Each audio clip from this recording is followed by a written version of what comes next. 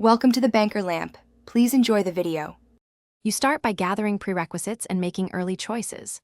Open Auto CAD and Confirm Map or GIS features are available. This lets you import coordinates directly. Then launch Google Earth Pro and locate the area you need, measure extents, and note lat/long corners. Once done, choose the coordinate reference system you'll use, because matching CRS avoids scale and shift errors. Make sure both apps are set to the same unit conventions, and prepare an empty drawing in Auto CAD for the import. Next, you export and convert the spatial data. This is the complex middle step. In Google Earth, save the selected place marks, paths, or polygons as a KML or KMZ file.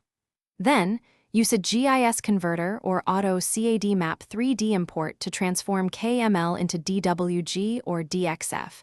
Set the output coordinate system to match your Auto CAD drawing. While converting, check layer names and geometry types so polygons stay polygons and lines stay lines.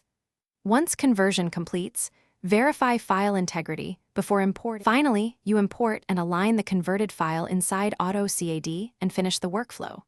Use Map Import or Insert to bring the DWG/DXF into your drawing.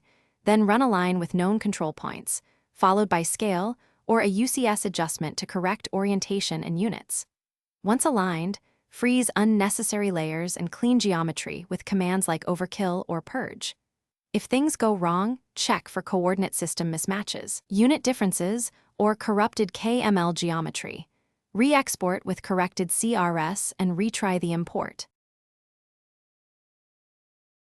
Thanks for watching. If this was helpful, leave a like and consider subscribing. See you next time.